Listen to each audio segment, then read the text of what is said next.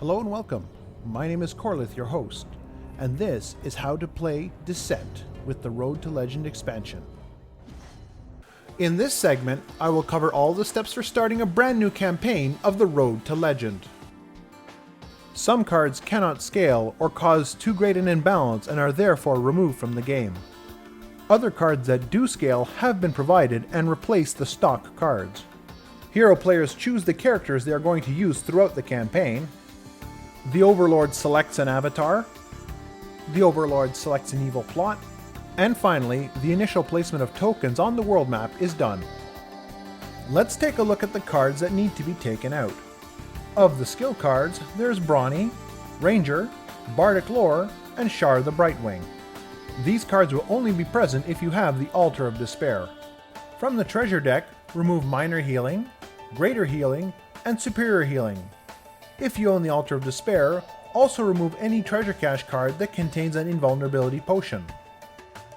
There are certain incident cards that can only be used if you have the appropriate expansion. Yellow well cards can only be used if you have the Well of Darkness.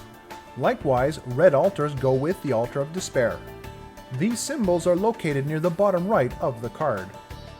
If the Overlord deck contains the Poltergeist or Rolling Stone card, they should also be removed. Let's quickly go over cards that need to be replaced. Of the skill cards, Parry, Deflect Arrow, and Willpower have cards specifically designed for this purpose. As monsters can be upgraded, there is also a new deck of monster cards. Step 3 is hero selection and initial equipment purchases. The Road to Legend is designed to play with 4 heroes. If there are not enough players, have someone double up. Each hero then draws skill cards matching the cards listed on the starting skills on the character card, plus one more card from the deck of the player's choice.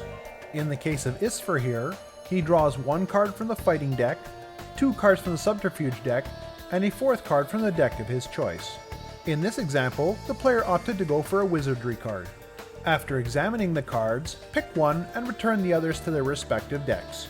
Each hero only starts with a single skill card in the Road to Legend. Finally, collect wound and fatigue tokens matching the number listed on the character card. Next, elect a player as the party treasurer. He or she will be in charge of keeping track of treasure and gold collected and spent by the party. The treasurer immediately collects 1,200 gold for purchasing of initial equipment by the party. The party keeps any unspent gold.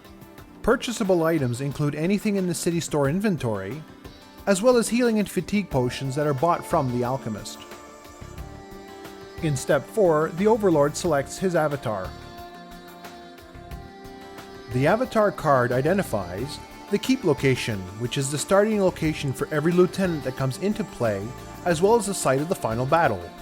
Note that the hero party may not visit the avatar's keep prior to the final battle. The combat attributes of the avatar. The XP cost for upgrading treachery, as well as how many points of treachery the avatar can purchase. The XP cost for upgrading monsters of each category, and any other special rules that apply when the Overlord takes on the role of this avatar. Speaking of upgrades, the Overlord is given 15 XP with which to purchase some initial upgrades. Upgrades can be from the categories of treachery and avatar upgrade cards, with the exception of lieutenants, which may not be purchased at this time. Although there is no rule stating that a monster category cannot be upgraded, since all categories cost more than 15, we might as well assume that one cannot be purchased before the campaign begins. If any of the 15 points are not spent, they are lost. Only avatar cards that say any avatar or match the name of the selected avatar may be purchased. All other avatar cards should be set aside for the duration of the campaign.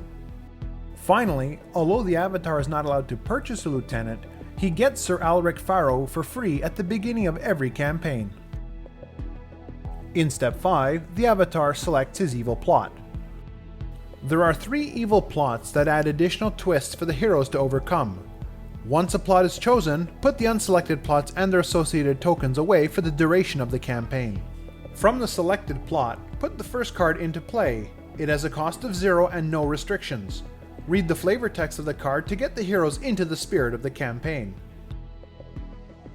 In Step 6, the Hero and Overlord tokens are placed on their starting locations. Take the Hero Party token and place it on their hometown of Tamilir. Take the Overlord and the Sir Alaric Faro token and place it on their home base as identified by the avatar card. Their home base will always be a dungeon location. This concludes the instructions needed to start a new campaign. While putting together the finishing touches on this video, I came across a website called the Mobile Quick Guides for the Road to Legend.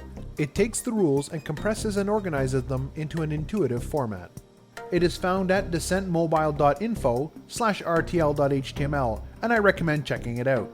In the next segment, we will review the hero character cards. Thank you for watching, and I will see you next time.